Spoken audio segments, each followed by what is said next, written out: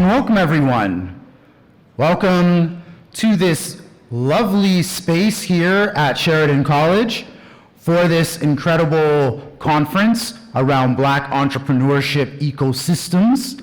My name is Greg Frankson, and I am one of your co-hosts for today. I am an author, poet, and spoken word artist, and I also have a business called Voice Share, which is about inclusive leadership and effective communication. I'm very pleased to be here with you today with my co-host. Hello, my name is Avaya Mighty. I am a musician, a singer, a rapper, producer, DJ from Toronto, living in Brampton. Also very excited to be here and experience this moment and day with you all. All right. Thank you all very much.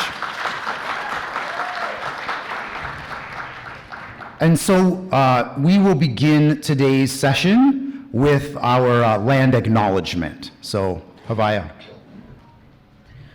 We would like to acknowledge that the land of which we gather has been and still is the traditional territory of several indigenous nations, including the Anishinaabe, the Haudenosaunee Confederacy, the Wendat, the Métis, and the Mississaugas of the Credit First Nation. Since time immemorial, numerous indigenous nations and indigenous peoples have lived and passed through this territory. We recognize this territory is covered by the Dish with One Spoon Treaty and the Two-Row Wampum Treaty, which emphasizes the importance of joint stewardship, peace, and respectful relationships. Sheridan College affirms it is our collective responsibility to honor and respect those who have gone before us, those who are here, and those who have yet to come.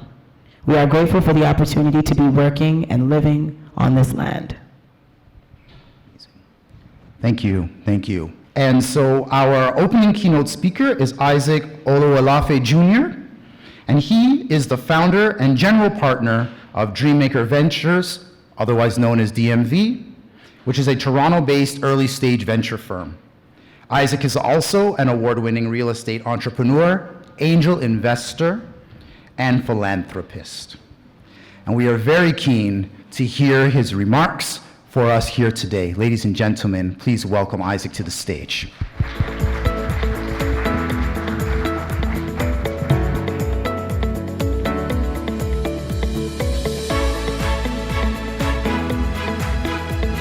Thank you very much.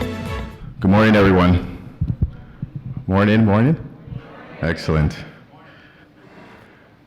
Dream big, collaborate, venture out.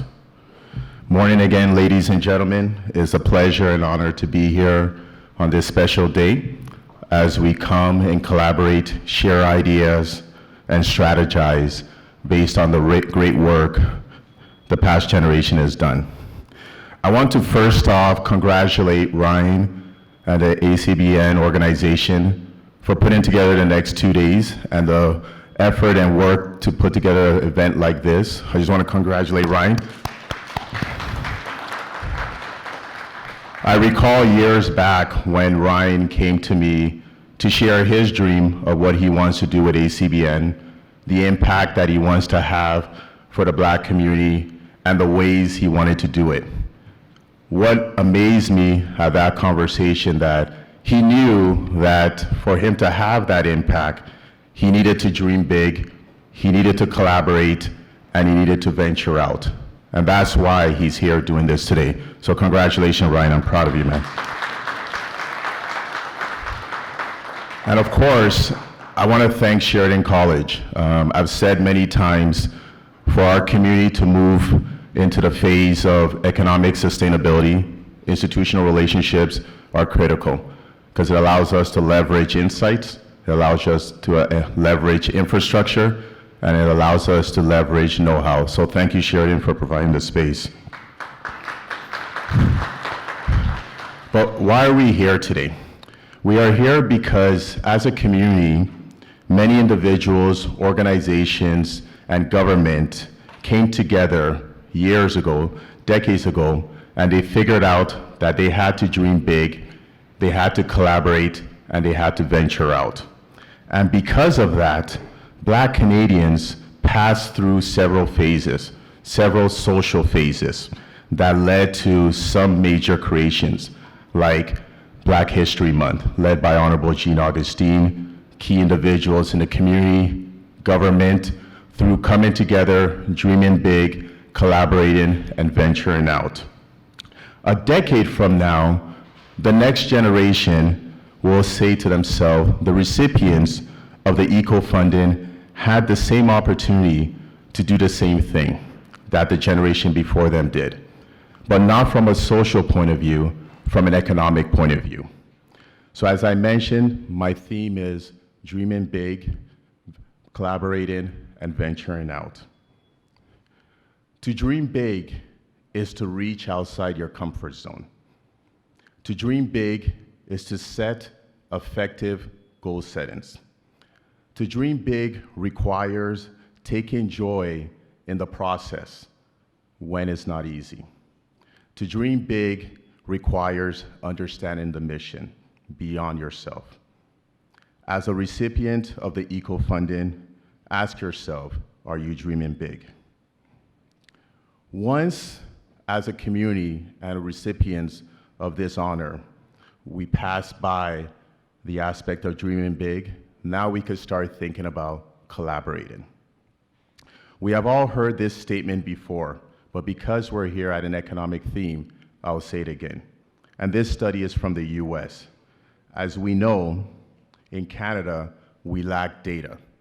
And I'm fortunate to stand here as founder of Dream Legacy Foundation and recipient of the Knowledge Hub research that over the next 4 years, in collaboration with the Black community, in collaboration with businesses in the Black community and nonprofits in the Black community, in collaborations with institutions across Canada, corporations both within and outside the Black community, we will get that data, but not only just data to create reports, but data to nail down the recommendations required to tap into contracts, the recommendations required to grow and scale businesses, the recommendations required for new immigrants that are coming from Black countries and the Black continent and the African continent to be able to have a soft landing here and to see what are the gaps. So we're excited about the work we're about to do, and we'll be tapping the shoulders of all of you here once we start that study. If everyone in this room is aligned with dreaming big, collaborating and venturing out, the $100 million allocated for the eco funding recipients will feel like $1 billion impact to the community for generations to come. We would be part of the successful economic movement in the Black community. Thank you, and God bless. All right, so next we have a few words from Minister responsible for the Federal Economic Development Agency for Southern Ontario, but it's going to be via video. And we would also like to thank the sponsors for this section, Pylon School of Business at Sheridan College.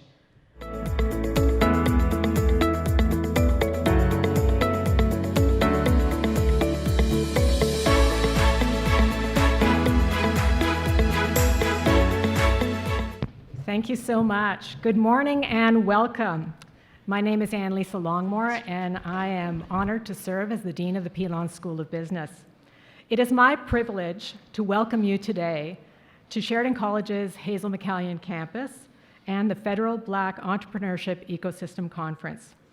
It seems like yesterday when Ryan Knight, Renee Devereaux, and myself met to talk about the possibility of hosting the conference here at Sheridan.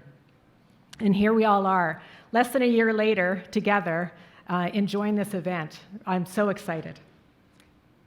Hosting the first annual Federal Black Entrepreneurship Ecosystem Conference provides an opportunity to build on Sheridan's growing partnership with ACBN. We are honored to support and host the conference and all of you in attendance today. To entrepreneurs in the audience, welcome. Sheridan College, the Pylon School of Business, and the Edge Entrepreneurship Hub are here for you, not just today, but throughout your entrepreneurship journey. The Pylon School of Business, we are proud to be leaders in business education in the Western Greater Toronto Area. A Sheridan education provides our learners with the skills and competencies that go far beyond the discipline-specific skills Our learners need to become critical thinkers, creative, flexible, agile, culturally responsive, and collaborative.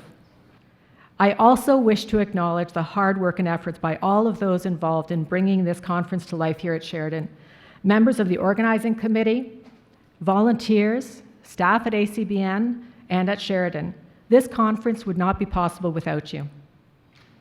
So in conclusion, we hope that this event sparks the collaboration, networks, and learning that will amplify and strengthen the work of all Black entrepreneurs in our region and across the country. Sheridan is proud to be a supporter and partner in helping facilitate such important conversations. Thank you.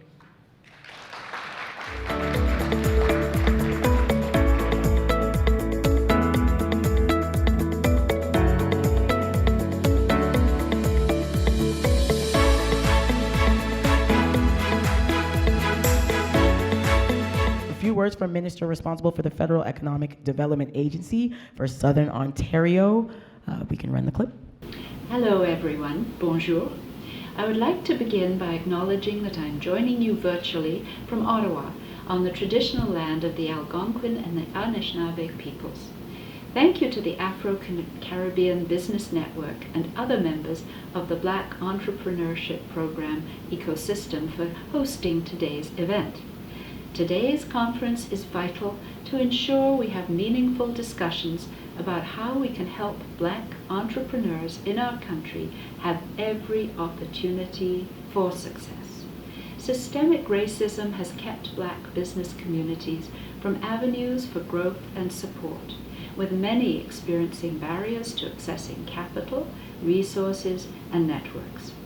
That's why the Government of Canada announced our country's first Black entrepreneurship program to address critical gaps and barriers faced by Black entrepreneurs and Black-led and owned businesses.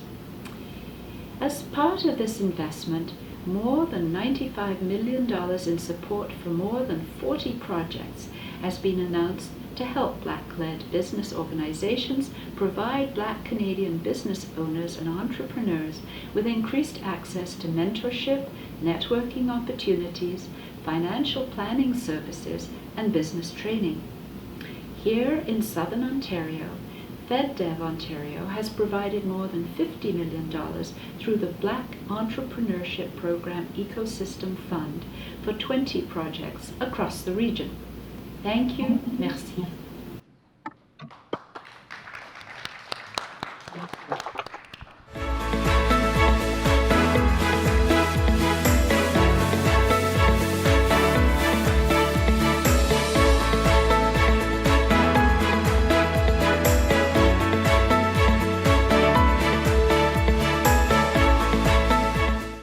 Okay, so to introduce our panelists, I'm going to get them to give you details on their bios, if you will, individually, but I'll certainly introduce them by name and by my familiarity with them.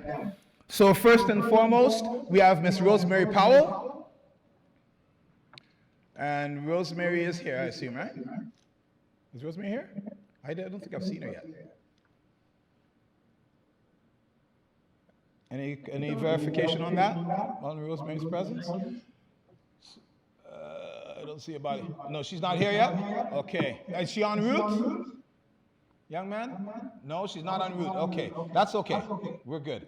But I'll tell you about Rosemary nonetheless. Rosemary runs an organization called the Toronto Community Benefits Network. She has an incredible program called Next Gen, which introduces BIPOC individuals. Yeah, just dipping once in a while there. Yeah, there you go.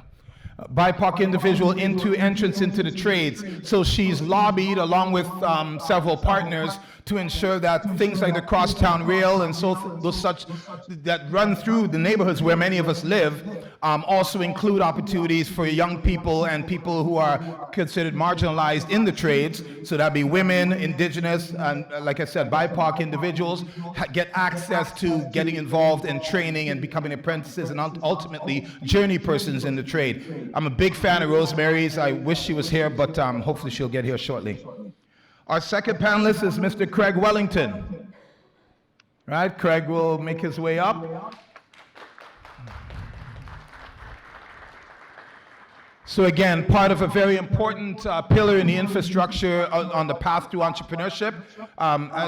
Craig, I'll get you to expound on your bio, like in real time. We could do that right now. And listen closely, right? As Isaac said quite articulately, this is an opportunity to network, and the old adage, your network is your net worth.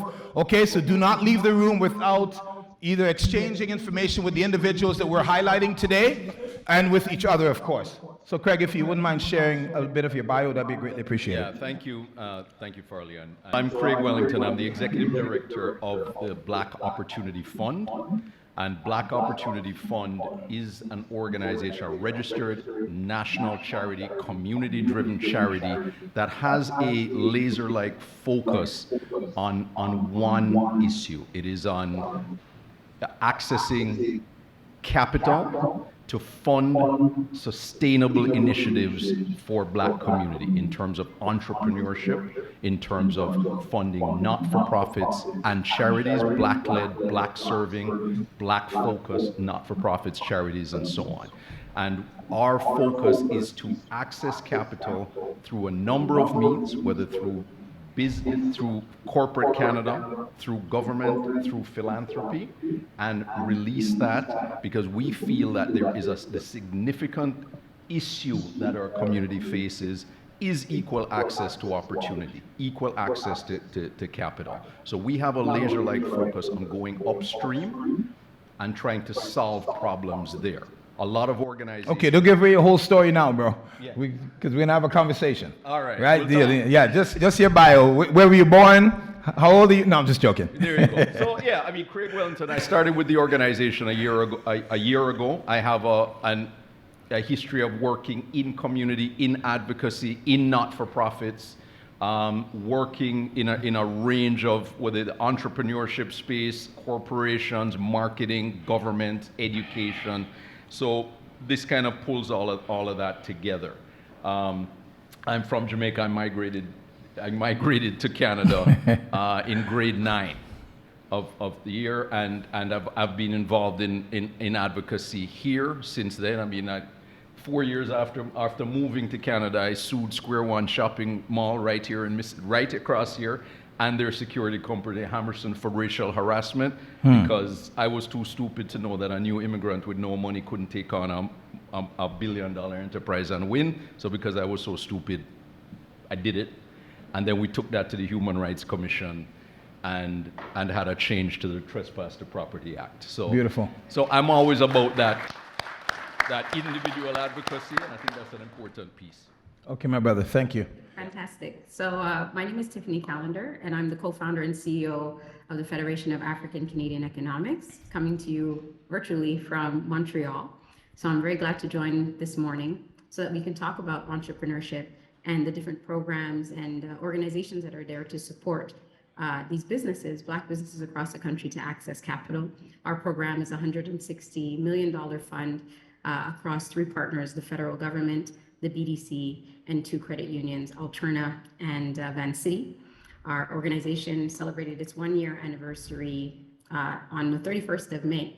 So as a new organization creating infrastructure to address the barrier to accessing capital, we're very glad to serve Black Canadians and be a part of this event, which is about really building networks to support our community. So very glad to join you this morning.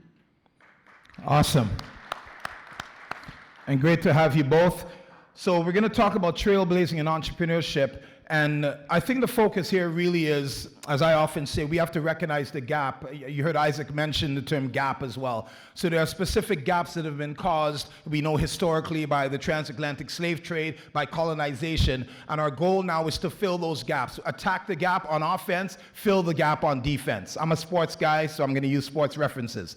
So one of the understandings is, as I said initially, is that entrepreneurs tend to think about like it's kind of a DIY approach, do it yourself, right? But that's not necessary. right? We recognize that while they're not necessarily reparations or reparative measures, there is an understanding that anti-black racism has not only suffocated our potential in terms of business, but it's also shallowed the pool of resources from a supply chain standpoint and so on and so forth. So having organizations like the Black Opportunity Fund, like FACE, like Next Gen that Rosemary represents, is important for people to just not get a hand out, but get a hand up. Collaborating in this space is important. We're in the same game. Using your analogy, we have the same goal, so we all need to work together. We need to collaborate. So FACE is a collaborative. We reach out to FACE, we connect with Tiffany, reach out to Canadian Black Chamber of Commerce, reach out to all of the other organizations working in the space, and that's how collectively we will have greater impact. So Black Opportunity Fund, again, was started with a goal, as I said, of addressing social and economic lack of opportunity, barriers to opportunity, and dismantling the impacts of anti-black racism. So we have a number of initiatives that we have launched over the last year through partnerships. We now have partnerships with 4 of the 6 major banks, and we're working on the next dominoes as well. So we have, I mentioned, one of our significant focuses is entrepreneurship.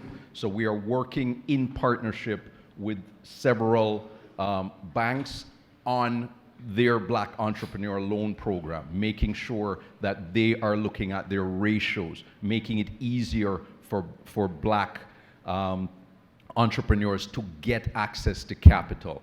But the gap in terms of, and what we're all finding is that there's a gap in terms of that readiness piece. So that is something that we're also addressing. So with a program that we have through a partnership with CIBC is making funding available, making capacity building available for Black entrepreneurs who have been turned down for lending by traditional banks, by financial institutions over the last year. So directing them into these new Black entrepreneur lending programs by the banks with these new ratios. But again, if they're unable to get this funding, that we look at what are the reasons and how do we fix those reasons to ensure that whether it is financial literacy, whether it is developing a business plan, and we have the Canadian Black Chamber of Commerce as a partner with that, with the program that we have in place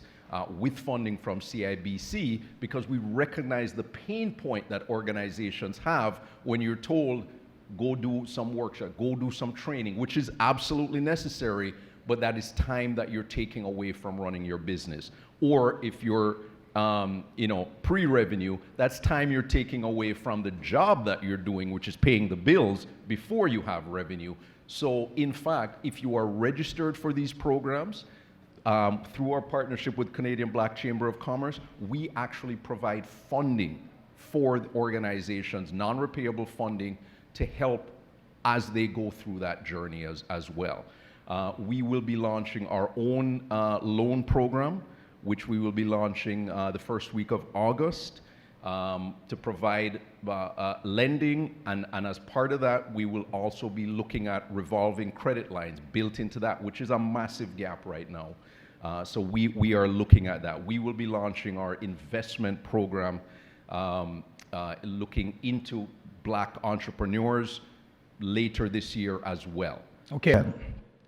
Thank you. So the first thing that I wanted to comment on that you made in terms of entrepreneurs and the DIY, so the do-it-yourself. I think that entrepreneurship necessitates that, but I think where the Black community could get the most support is to understand that other entrepreneurs are parts of networks that give them access to not just capital, but information, support, and being able to build relationships that'll help them to build not only the infrastructure, but the capacity to run their business. So really the opportunity that a lot of these organizations that are supporting entrepreneurs, whether it's from the financial sphere or from in terms of capacity building, that's really what we're allowing entrepreneurs in our community to be able to do. And the good news is that there are people in our community who have been in business, who've started companies on their own, using their own resources, using different means to start these companies up. But what we're able to do now is inject a little bit more support in terms of finance and non-financial services. So I think the DIY is necessary, but more support and what different organizations can bring to the table is important. As Craig mentioned, ratios is really the key around financing. What is it that allows for us to open the risk aperture? How do we look at risk as a community and where we're going to be able to invest in companies? And what we're seeing with our program at FACE is that in developing how we would lend, we looked at what is our evaluation of risk and what is our ratios going to be adjusted to allow more Black entrepreneurs to have access to capital. So the process to applying to our program is very simple. On our website, we list out the different programs that we have. One, that we do finance startups, and the definition of startup at FACE. We finance existing businesses. We have a microloan program pilot that's happening in Ontario and BC, which allows lending between $10,000 to $25,000. We have a macro program that funds from $25,000 to $250,000 with our partners from the Government of Canada and the BDC. So in applying for the program, the eligibility criteria is also listed on our website in terms of the loan program, which means you have to have certain documents available for us to be able to assess your business. So your business plan is required, financial statements, financial projections for startups, as well as for existing businesses, a personal statement of affairs, which we provide the actual template to be used, to be completed, and your taxes. So it's very important to understand that these criteria or these eligibility criteria and these documents are required, along with the actual process of creating your application through our FACE portal, where you can register an account and answer questions, some that are mandatory related to your application and some that are not, and just allows for us to understand who Black Business Canada is so that we can continue to adapt our products as well as partnerships with different organizations to be able to support. This is the process in which you access funds to FACE. As I mentioned before, our program has been open for a year now, and we have approved over $19 million in loans to Black businesses across the country. This is a very big milestone for us at FACE, because building infrastructure and allowing us the opportunity to work with so many entrepreneurs in different sectors from different with different criteria to the way in which they run their business, whether they're startups or they're scale-ups, has been a really wonderful experience and dynamic for us at FACE. So ultimately, it's important to refer yourself to our website, also to be able to call to FACE, to be able to get some support to understand what the eligibility criteria is and what you need to provide in order to go through the process of having your loan evaluated at FACE. And we are most proud of the fact that this program was designed with experts within our own community who understand the reality of Black entrepreneurs and Black Canadians. As Flex mentioned, there's a historical context that has to be taken into consideration in terms of assets, in terms of capital, in terms of being able to guarantee loans. These are factors that we have to consider that exist in the mainstream, but we have to look at how we can lend differently and be able to make impact for our community. And that has been the approach of FACE. How can we make these resources accessible to businesses, but ensure that we do the proper due diligence and give the proper support to ensure that this fund will continue to grow and be able to be reinvested into other businesses over time. Thanks very much, Tiffany. You morphed into the second phase, but before that, I'd like to welcome Rosemary Powell, a good friend of mine and a partner in the work that Rosemary does at TCBN is incredible. So Rosemary, if you could just give us an overview of TCBN and what it represents in terms of your role and the organization, and you can feel free to go into accessibility and eligibility criteria, and then we'll get Craig to expound on his scenario after you speak. So please welcome, put your hands together for Rosemary Powell as well, please. Okay, hold on. You see, here's the deal. You guys are killing me right now. This sister and this brother, these sisters and this brother are doing some incredibly important work to support you and me, right? So when we say give it up for them, let's give it up, seriously. All right? My man, you okay? I don't see your hands moving though. Right? I'll call you out. We got to support each other, because as much as you guys may not realize, when you hear, that can easily be transposed to your functionality as an entrepreneur. right? If somebody is here right now, what is your Black Opportunity Fund? How many dollars? Overall dollars? Well, Quick answer, Craig. Quick answer. Give me a dollar amount. It's growing as we're talking. Okay, what is it today?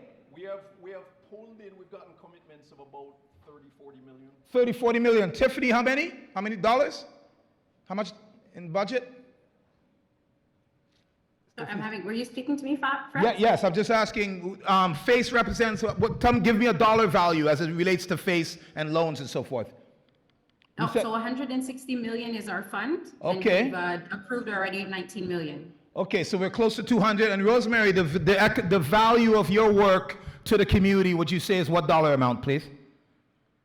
Oh my gosh, I would say it's the value to the community.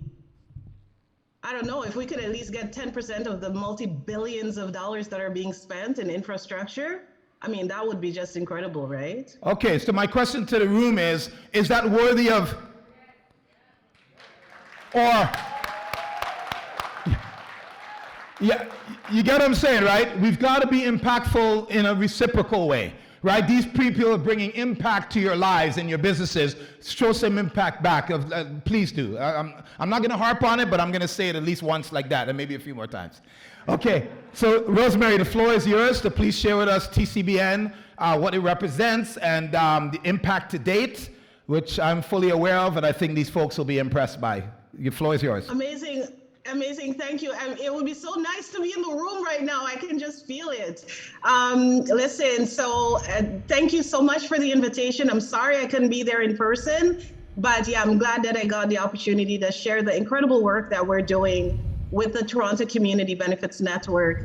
Our work is having impact nationally, which is absolutely incredible. And the Toronto Community Benefits Network has really grown into a Black-led, Black-focused, serving organization over the last, I think, 7 years since we incorporated. Just a minute, let me make sure that I don't have any distractions here. But yeah, the Toronto Community Benefits Network, we're a community labor coalition. We started in 2014.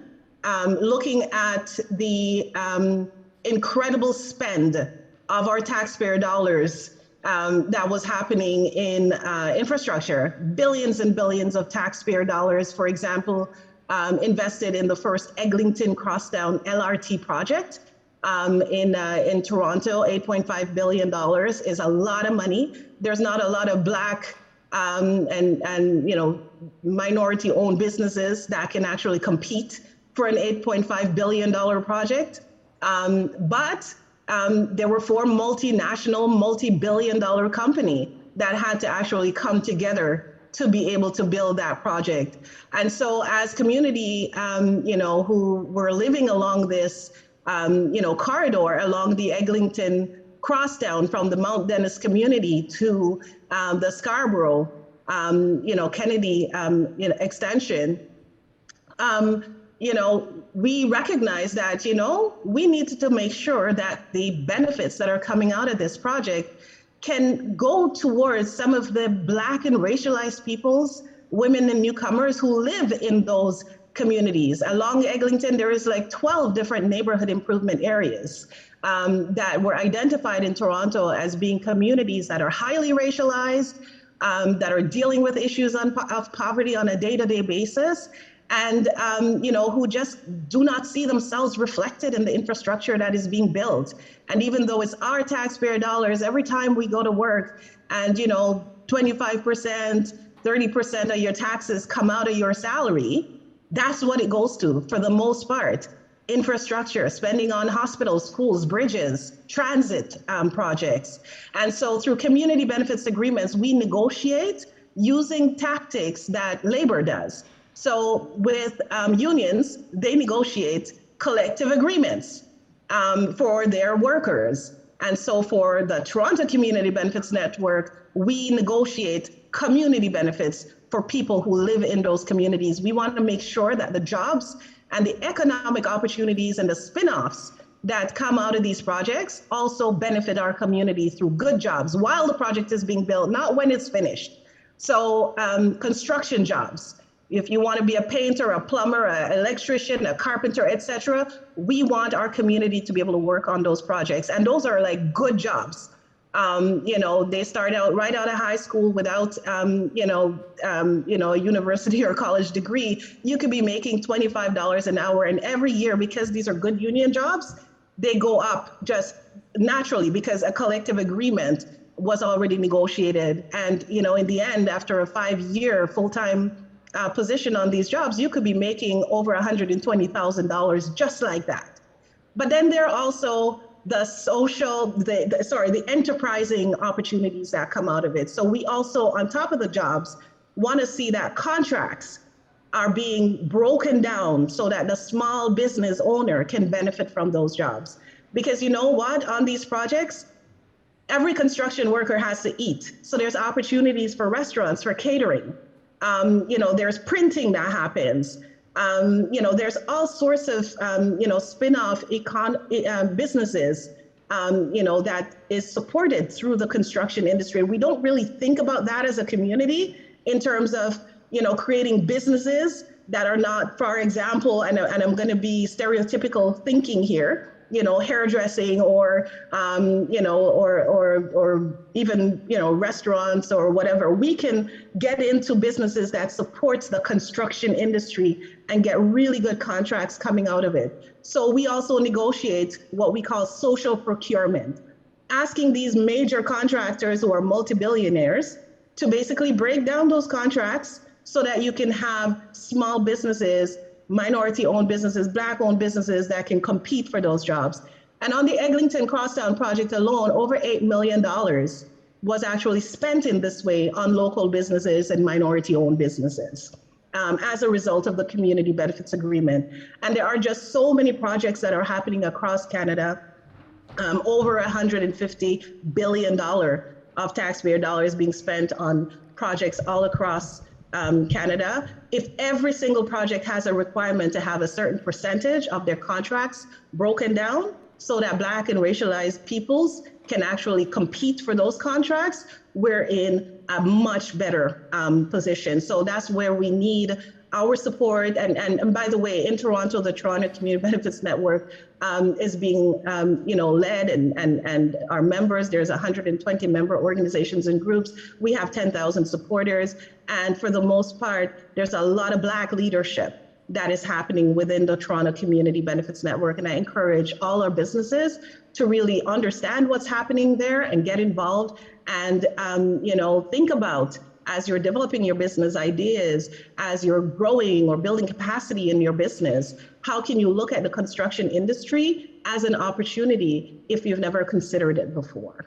Excellent. Thank you very much, Rosemary. And I would add, just based on my personal experience with your organization, I like the aspect of readiness that you provide for young people and BIPOC individuals who want to enter into the trades, and the mentorship model, which allows journey persons who are representative of those cultures and genders to also lead and support young people to ensure that they're ready, or new people to the industry to ensure that they're ready for the next thing coming. And the other thing I would add is that it seems to be a natural progression out of working as a tradesperson or a journey person, evolving into a subcontractor and contractor. So there is an entrepreneurship relationship or relevance to the trades as well, just to keep things focused.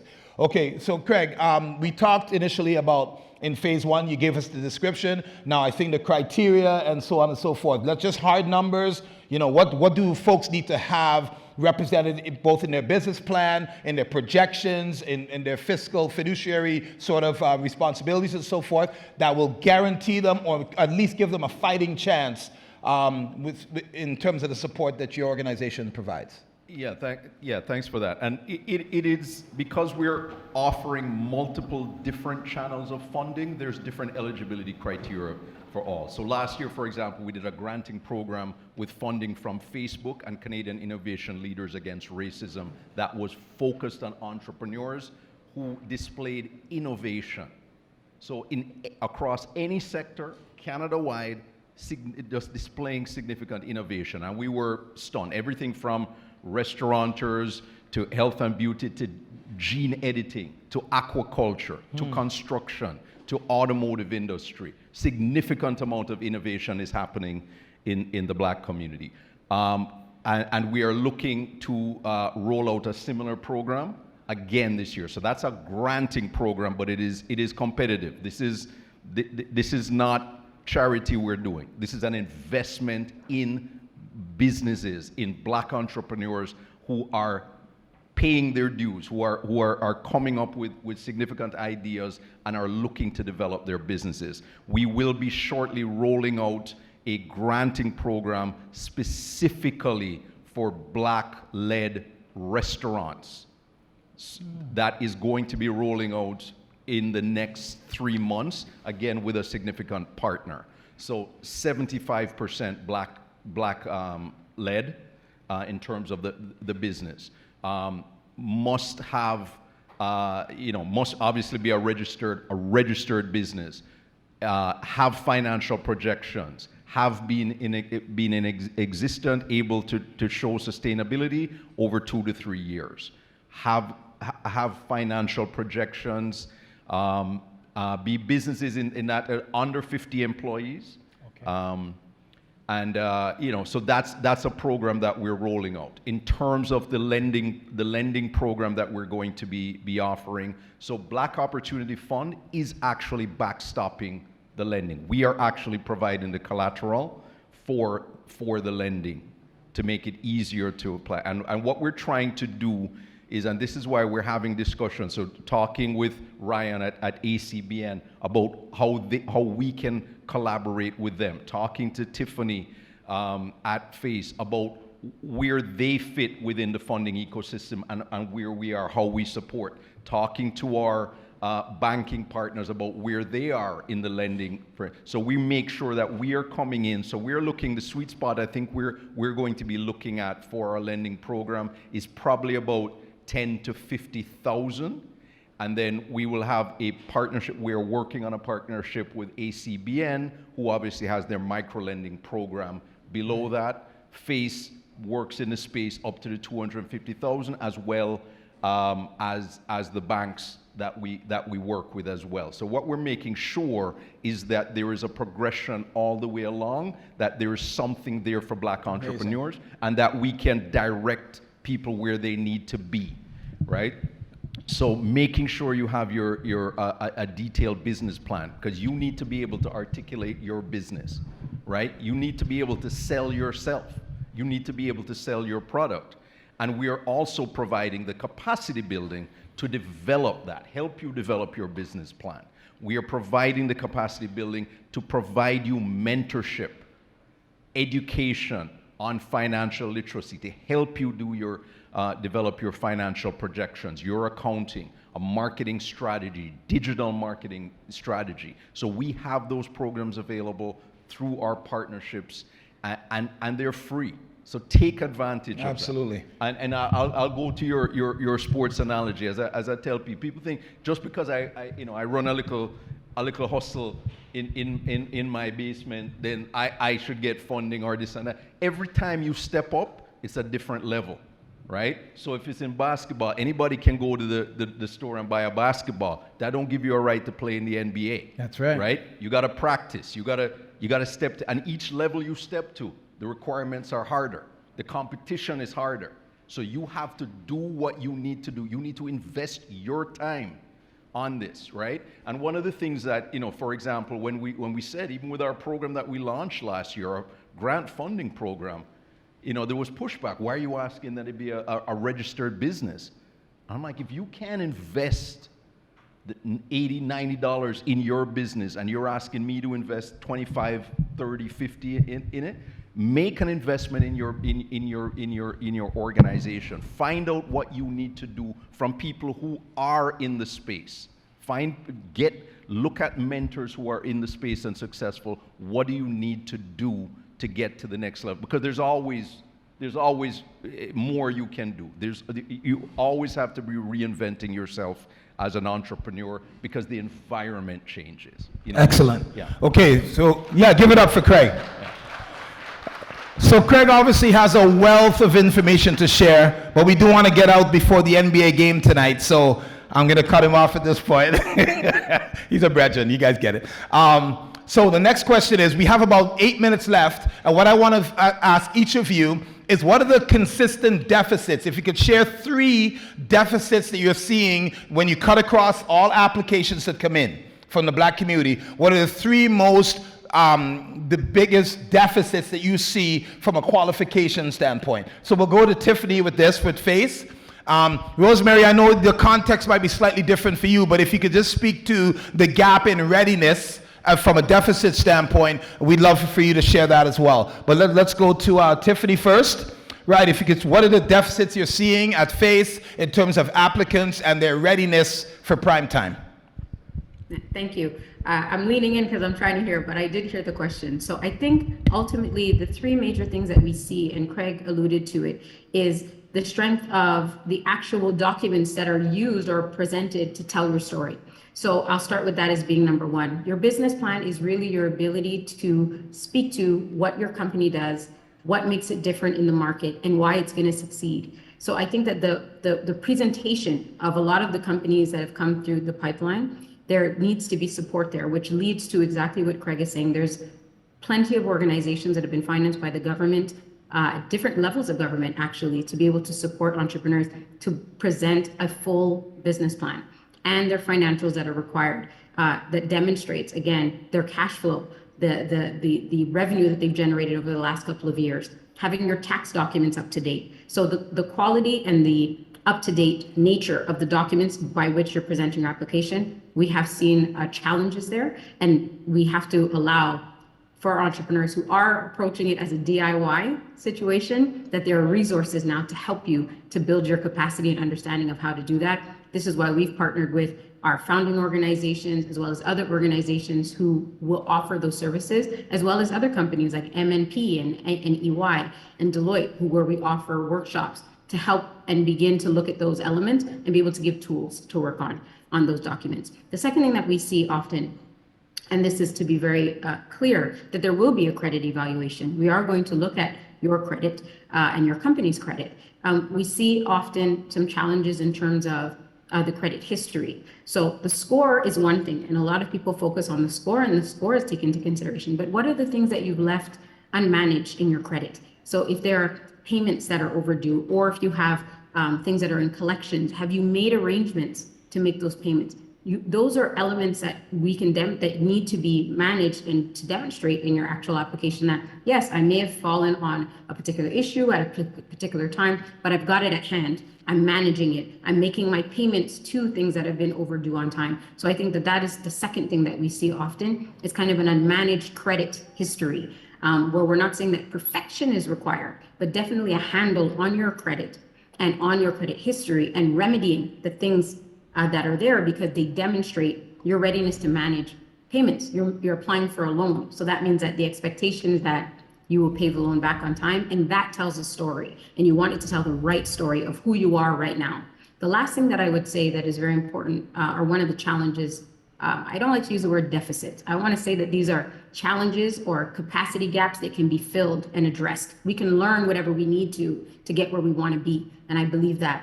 The last thing that I would say also is when we look at how entrepreneurs are positioning themselves in the market. So kind of the business plan, but when we try to get an understanding of what is your vision of how you're going to surf the tide or stand out or grow your company, sometimes that process is a little bit challenging for entrepreneurs. Meaning, and to be plain, they want to start a business, but you have to look at your capacity to start and how you're going to grow. And I think that there's gaps there in the conversations in terms of where you are and how much reflection or how much information have you amassed to tell yourself or to tell others how you're going to ultimately grow your business, so then we know that you're able to sustain the loan. The only last thing I want to say before we go to Rosemary and the capacity requirements on her side is that I think the main thing that I think the opportunity is that the community has is the ability to have that conversation with FACE or with Buff or with any of the organizations, ACBN. There's the shared lived experience that we have as Black folk, And we have now the opportunity to explain to each other what's going on. So our biggest mantra at FACE is ask why. It's not just a cold review of numbers and actual your application. It's what happened. And I think that understanding that life happens with all the barriers that we face, all the challenges that we face, here's the opportunity where someone can say, I understand what happened. There's a reason why Rosemary can articulate so well what her program is doing, is because she understands the reality of the folks living in those neighborhoods and why they need opportunities and how that'll help our community on a grand scale. Craig as well, obviously articulating what is necessary to help businesses get on course and how we make sure that they're able to give their full attention to growing and starting these businesses. I think that that's really the opportunity that we have. So I think having conversations with the folks who have started these programs and work with these organizations would help us to help you to be able to put your best foot forward and to remedy some of the gaps that you have and be able to gain that capacity. Thanks very much, Tiffany.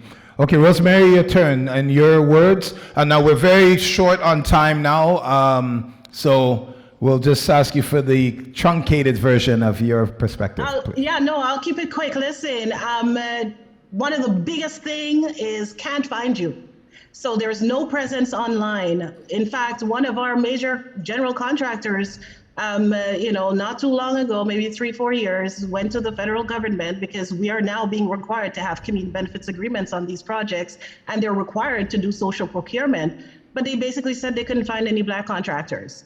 So that's why TCBN was very, very, very active in helping to support the establishment of the Afro-Canadian Contractors Association, because we need to organize, we need to make sure that, we have a presence and they can find us when they need us. It'd be great to have a map or a directory listing across Canada of all the Black contractors. So even as a community, if we want to support our Black contractors, we can find them.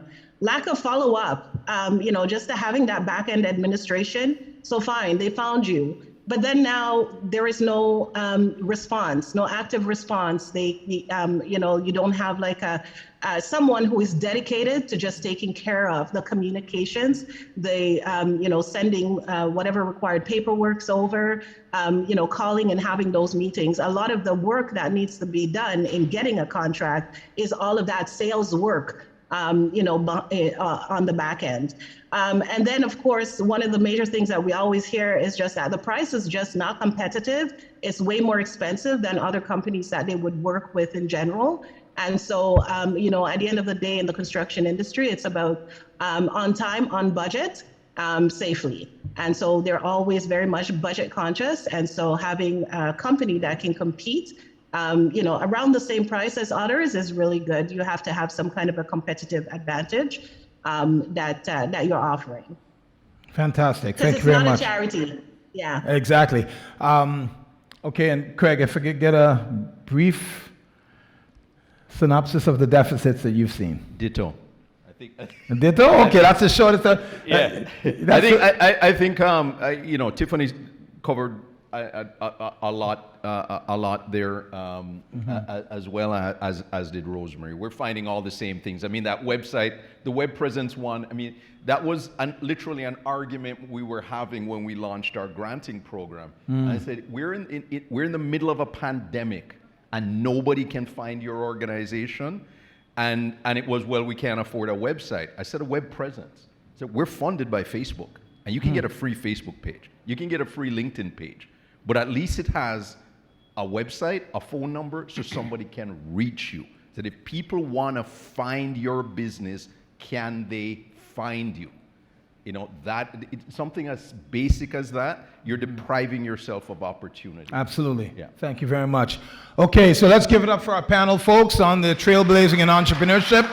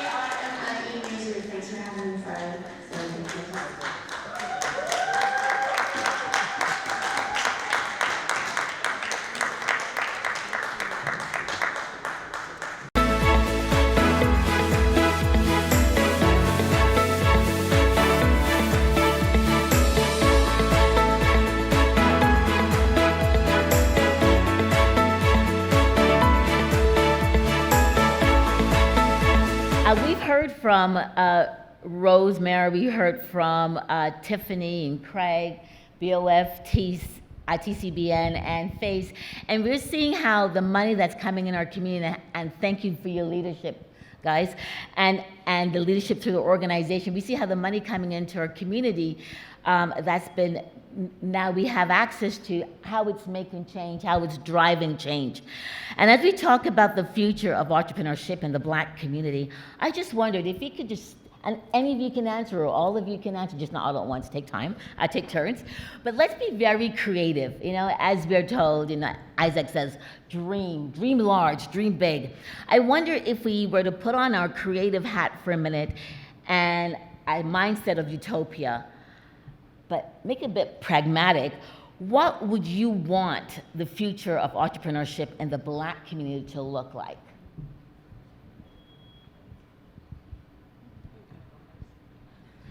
Go ahead. Okay, I can go. Well, so it takes time to dream. One of the things with Empowered Facts and in our mission and mandate is to create an equitable business landscape. I think it is so important when we look at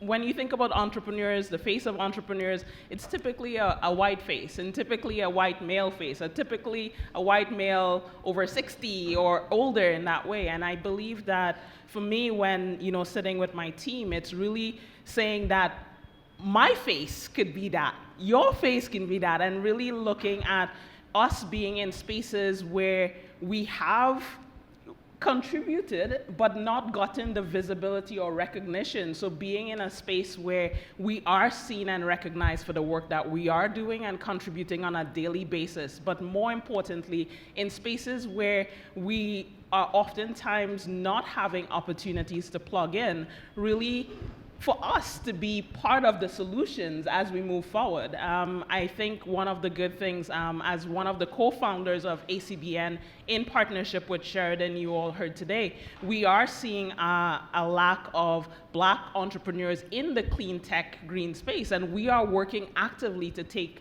charge and enter into that space in a sustainable way. So when I think about it, it's us being everywhere. Representation matters, and we're at the forefront. Awesome. Thank you.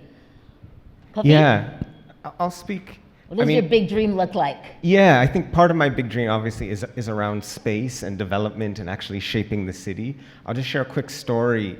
About 2 weeks ago, one of the things we're working on in Monumental is trying to build a BIPOC real estate incubator. So it would be for racialized folks to come and learn how do you get into real estate development, not just working for companies, but how do we own buildings, put them up in our communities. And so we got federal funding to design this program, which is going to be at U of T.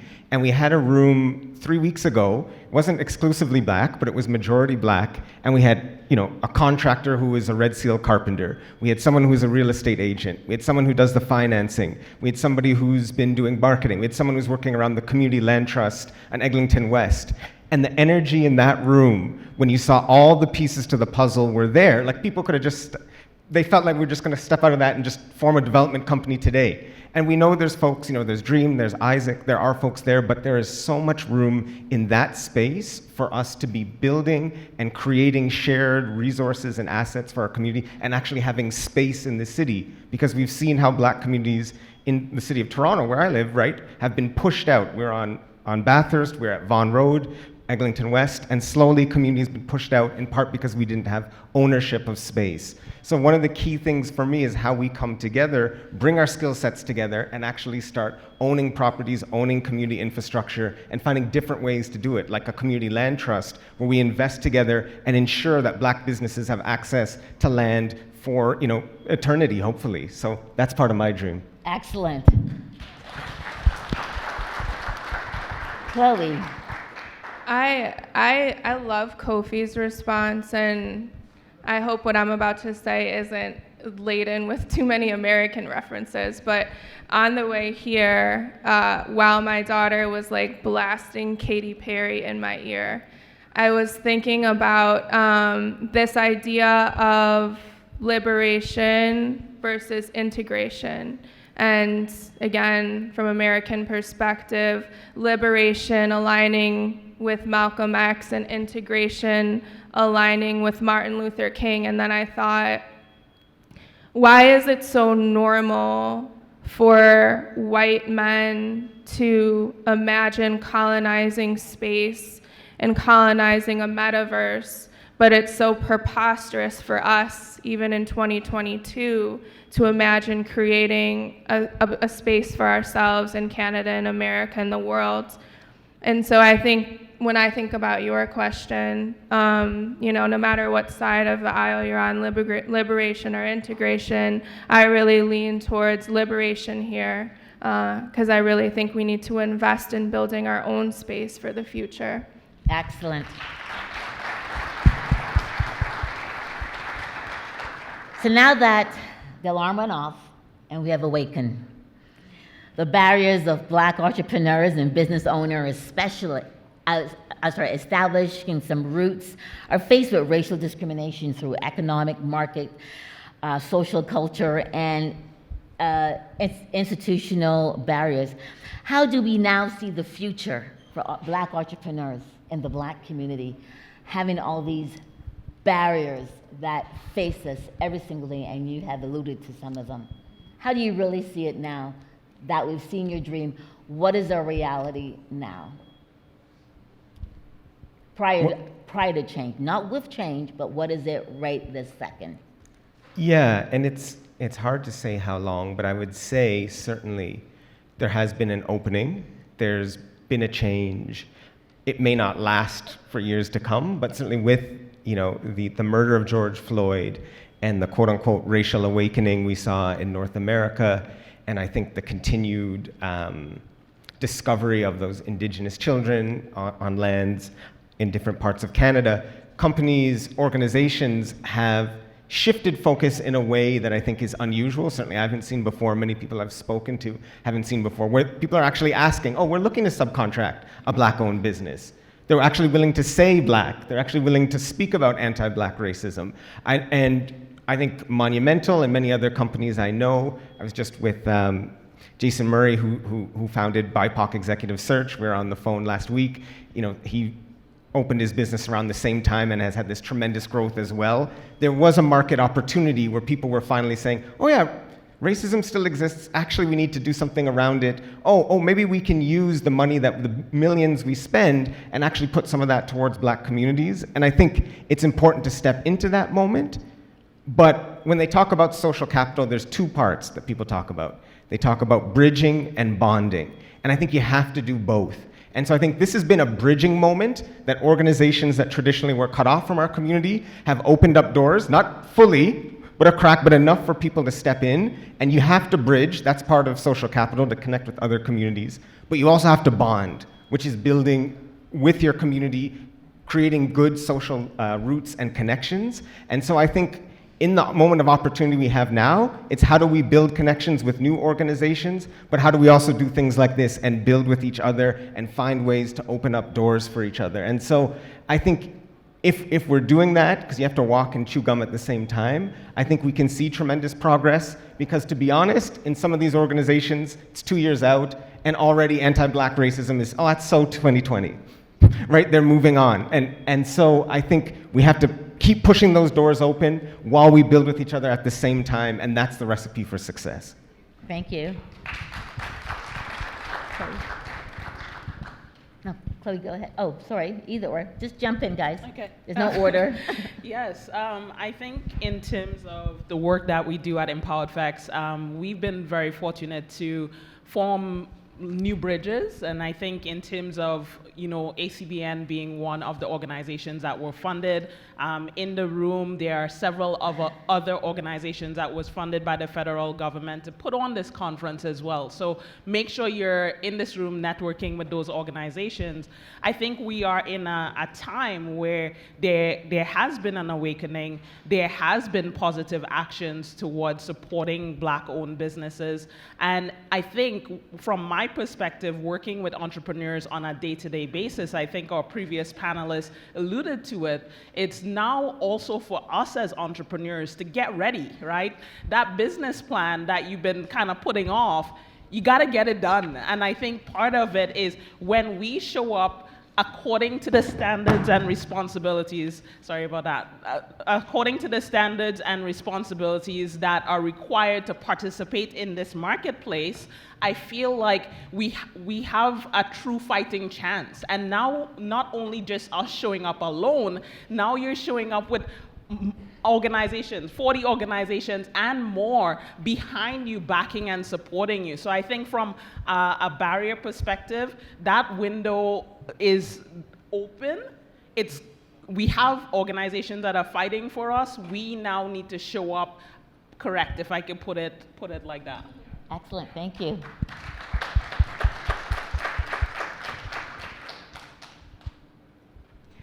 I don't know if I have much to add to that. I think when I reflect on, you know, what the dream is and what the current barriers are, I think that every barrier that exists today goes back to the fact that for centuries past, we've been investing in this idea of integration, which says that we need to figure out, when it comes to the economy, when it comes to education, when it comes to state, local, and federal government, how we fit in, how we assimilate with the reality that the white man has already built. And so that's why we're still dealing with police brutality. That's why we're still dealing with education inequity, with homelessness, with poverty. It's because everything that we have to do now, we're trying to fit a peg in a square hole, and we're not able to mold things according to the reality that we want to set for ourselves. Facts. So we talked about the big dream, and we talked about a reality. And the reality is that we can achieve the big dream. And as you said, walking together, holding hands, not individually, but together, coming together to do that, we can definitely make the steps forward that we need to do in order to recognize, so the gap between the reality and the dream identifies really what the gaps are, that we need to make an intentional and a conscious effort to fulfill those needs and fill those gaps. So now we want to explore these challenges that you talk about. We talk about quite a few challenges, and then the impact that those challenges have on the future for entrepreneurs itself, not just on the community, but entrepreneurs itself. And then can we also just maybe explore some of those solutions that will encourage and definitely move us towards sustainability. Because if we're not sustainable, there's really no future, is there? And then the dream means nothing. My dad says when you stop dreaming, you die. So we want to live, and we're living large, so therefore what are some of the solutions to ensure that we move into a sustainable Black community in Canada and beyond as we export and whatever else? I can go first. What I would share, and this is a 3-day conference. So yesterday, the various organizations that were funded, along with various organization members, were in a room together. And I think the theme from yesterday that came up was, yes, we can do it, our dreams can be accomplished, but how we do it is what truly matters, right? And so one of the things that was shared, 2 concepts that were shared yesterday, one being through a cooperative type of business model, where we're not trying to build alone. Sometimes, I'm curious, who here runs a nonprofit organization? Just by a show of hand, nonprofit organization. Okay, entrepreneurs, for-profit ventures, okay? Okay, so back to my nonprofits, put your hand up. Okay, so does your nonprofit generate revenue? Keep your hand up if it does. Okay, so some hands went down, hands went up. Okay, awesome. So one of the big concepts that was shared, and I truly believe as we're talking about stepping into viable solutions, it's true a social enterprise, social purpose type of business model. And there's a session later where we're gonna be talking about social entrepreneurship, and I'm on that panel, so I invite you, a quick plug, check out that session later on. But really from the standpoint of, we historically have been able to work collaboratively to make good things happen. And through not just the capitalistic type of business model, but where we keep impact at the forefront. We are looking at sustainability through a revenue model where we're cutting off the dependencies from the government and other organizations. Because if we, there's about 100 people here, if each of us were to contribute and pool our money together, we can do great things. And I think that's really where the solution lies with us at the end of the day. There are so many barriers outside, so I really like the concept of, that liberation. How can we know the barriers that exist in the outer world, and it's now, let's create a world of our own, working towards our dreams. Excellent.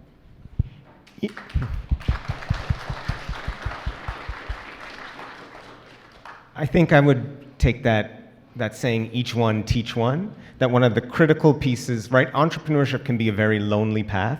I'm blessed that I have a co-founder, a co-leader, so I'm on the Zoom for hours every day with her, and we're back and forth with ideas, but it's still a very lonely journey. I remember being executive director of a nonprofit, and there's few people who can understand what that's like. There's few people you can talk to for confidentiality reasons about all the things going on. And so I think it is so important for us to bring together peers and to learn from each other. I think you can do a course, you can go to business school, all of those things are great. But even there, it's the networks you make. Like, I see my brother Eldon over there. Last summer, I remember we did a bike ride along the lake shore for like 4 or 5 hours, just talking about our businesses, talking about our ideas, how we run it. And I think sometimes as entrepreneurs, we get very proprietary. We think, I can't tell anyone, how I run my finances. I can't tell anyone how I market. I can't tell anyone how I do it.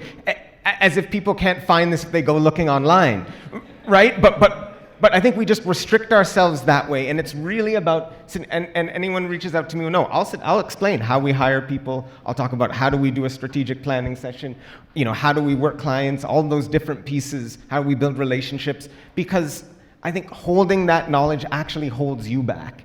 And so we have to find spaces where we come together, because no one can really understand entrepreneurship except another entrepreneur, because it's such a unique piece, because of the risk, because of the stress, all the things you have to manage. And so I think a key piece for us is finding spaces like this and building networks. And it's not just peers.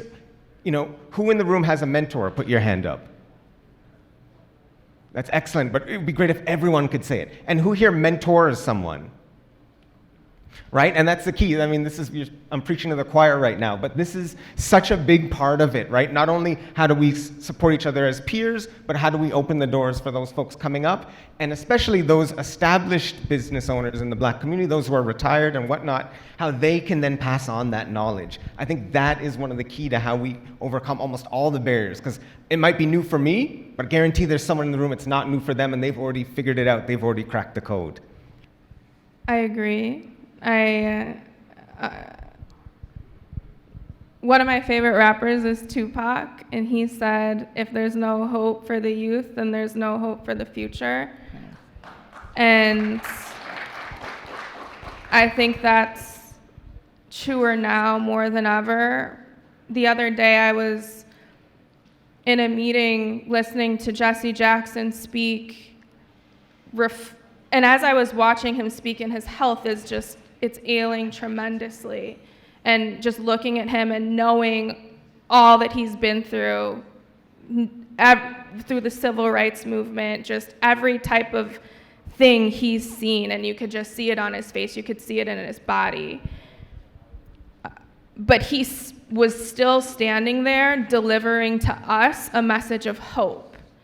And that's when I realized that our generation needs to be, we need to preserve ourselves, we need to take care of ourselves enough to be able to deliver that same message of hope to the next generation. Because if you think about it, like what they're hearing now, they're hearing that the climate doesn't have much longer, they're hearing that police brutality is only getting worse, that crazy things are happening in schools, there's a mental health, there's a global mental health crisis.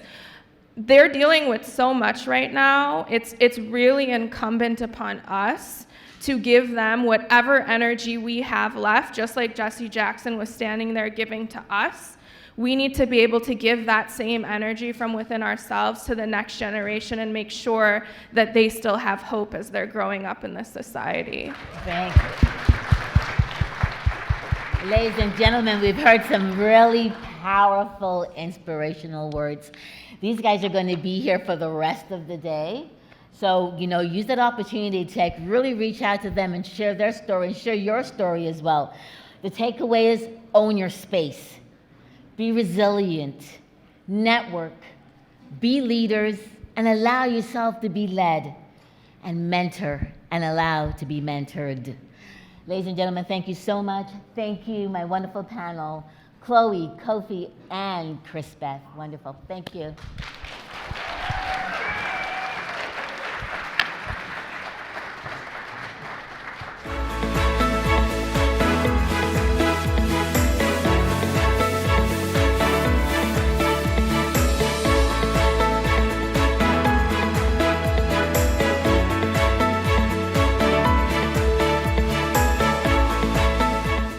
Now, when we think of artists, oftentimes we don't think of them as entrepreneurs, but artists are definitely entrepreneurs as well.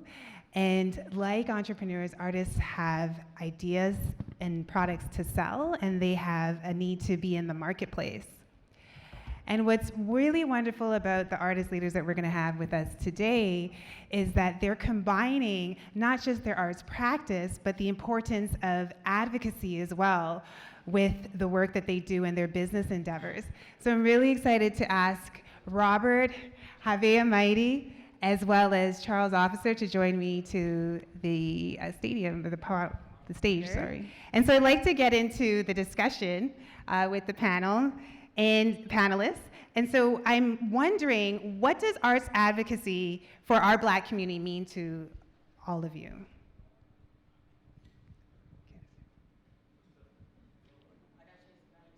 Okay. She just had that change the battery excuse, so I gotta use that the next presentation I give, right? Okay. Well, with respect to art advocacy through my our art and everything, given the fact that we practice different types, I think we really need to dig within ourselves, see our own political voices concerning the African Canadian experience, and showcase that through my art. So consequently, the advocacy through my art, I'm a visual artist, I create images, positive images focusing on the Black experience. So I feature 4 or 5 different people each year and I circulate it across the country. And I've been doing that for 28 years. So consequently, it comes from my own experience growing up in the Canadian school system where I didn't see positive images of black people. And the only times that you see in black people were during their enslavement, then there was a 400-year jump, and then suddenly Martin Luther King, and then we disappeared until Barack Obama came along, right? So I was kind of wondering where we went during those gaps and everything, you know? But it's really our duty as artists and black people to advocate, period, whatever genre, whatever endeavor that we're doing, and especially through our art, right? It's not, we don't get a buy because we're an artist and we just want to practice our art. It should be demonstrative of our experiences, whether it have a political edge to it or not. It's still political because it's talking to each individual person. They don't have to be focusing on Harriet Tubman, but they're just expressing their opinions as a black person. That's something that we've been not denied in this country and historically. Thank you so much, Robert. Thank you. So telling our stories, speaking our truth, and taking up space, that's really, really critical and in itself like an act of advocacy for the black community. So I'm wondering, Charles, what you have to share with regards to that. Uh-oh. Thank you. Yeah, it was beautifully said. And I think the advocacy comes within the space that I work in film, television, and documentary is the stories that I'm telling and the stories that I'm choosing to put out and share that some of us can't, we all have our missions and our roles, and I feel like my advocacy lives with trying to tell these stories so they exist for all of you to find and share and for our next generation. But that goes beyond just the stories. The advocacy goes into the community, and each project that I put together, I am building community, and so the advocacy is going into employment. It's going into creative empowerment for new individuals who want to come into the film industry. It hasn't been new for me. So the advocacy is in the work, and it's in the way that we actually build a culture around what we're actually making. Very well said. Thank you so much. And I can see it in the choice of the documentaries that you've made too. So The Kink in My Hair is so powerful in terms of being able to talk to the challenges and the joys of nurturing our black hair and the politics around that.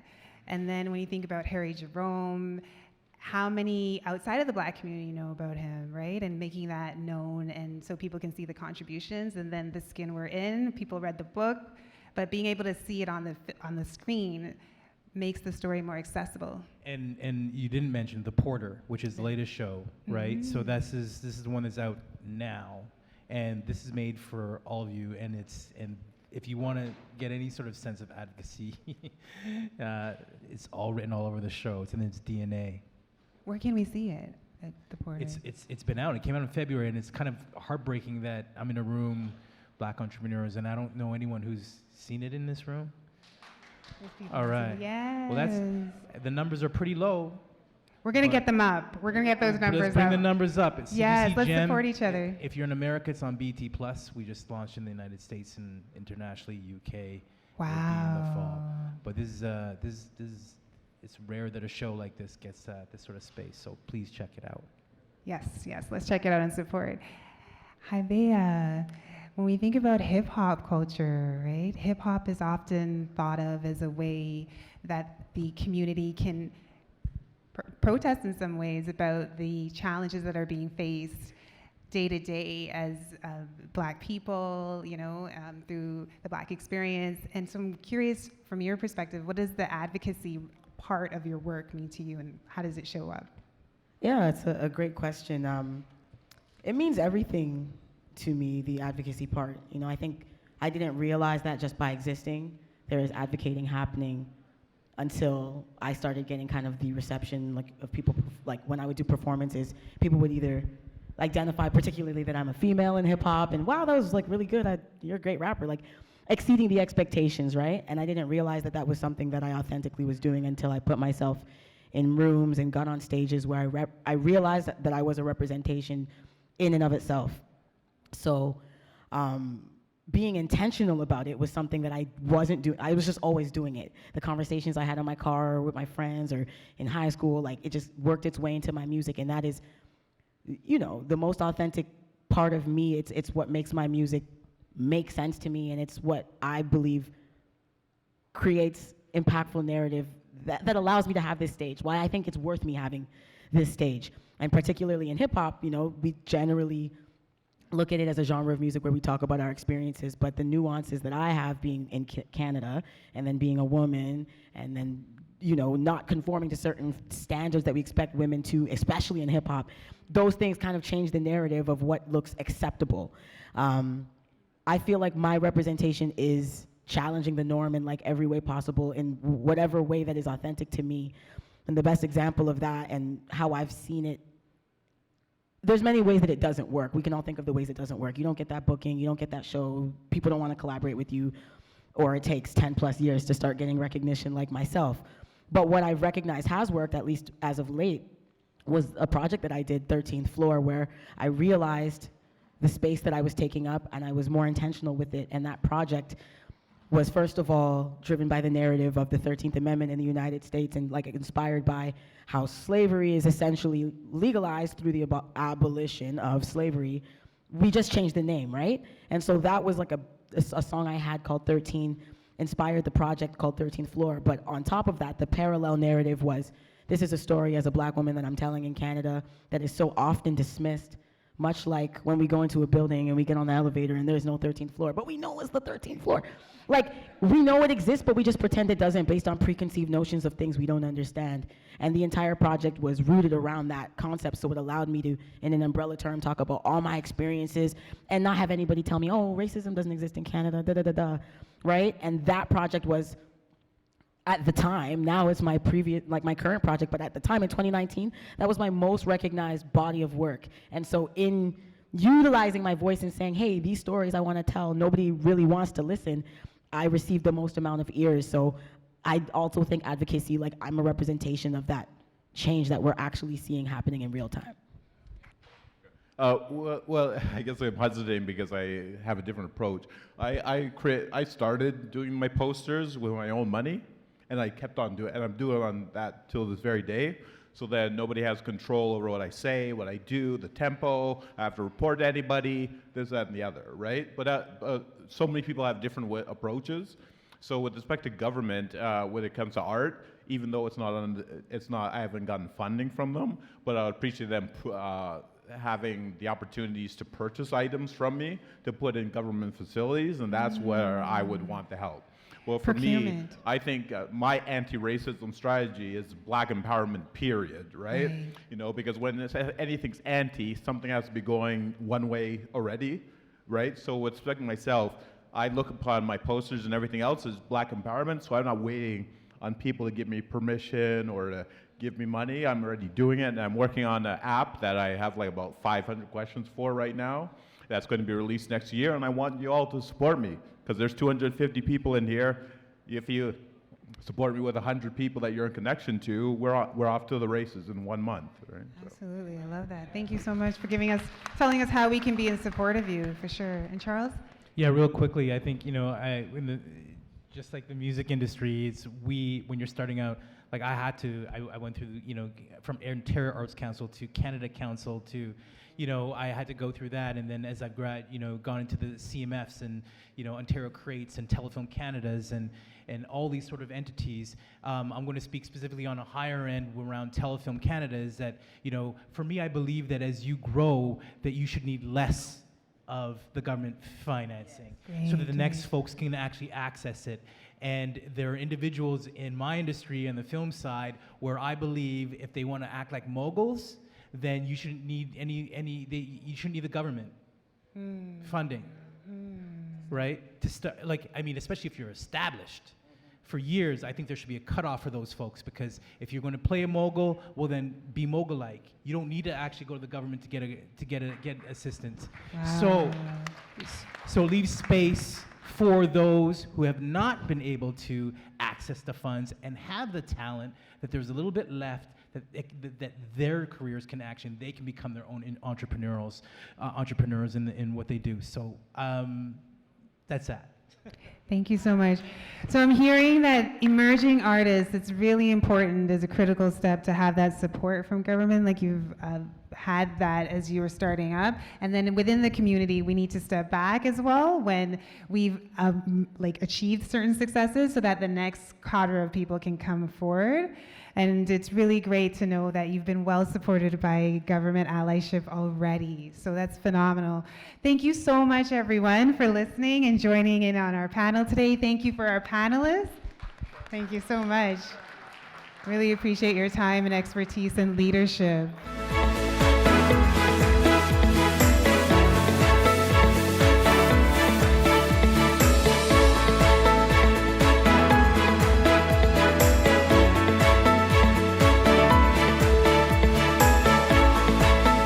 Please give a warm welcome to Allison Cosgrove. Thank you. Good afternoon, everyone. Today we're going to dive into the communication aspect of business, PR, marketing. What does it all mean? What's the difference? What are the do's and don'ts? So for today's purpose, we're just talking about audience as clients. So to start it off, what is the difference between communications, PRs, marketing? Want me to start? Yes. Okay, can you hear me? Well, there's what we would call earned media versus paid media. So paid media is what we would consider conventional media, advertising, B-roll, web advertising, whereas communications and public relations is what we would call it is third-party credibility that we get from another source. So many people would say, if they were in the marketing or the communications realm, that earned media and being able to be supported by credible third parties is a lot more bang for your buck in terms of the money that you spend, the budget that you output, and the ROI. Thank you for that breakdown. Now, Ricardo, I'm going to jump over to you because I know you have a big financial background, and money is going to come into this conversation a lot because we want to know, how do you budget for this? What should we be carving out of our business, and what can we expect in terms of an ROI on what we spend? How do we know we're succeeding? How do we know we're succeeding? You're making more money. It's a good indicator.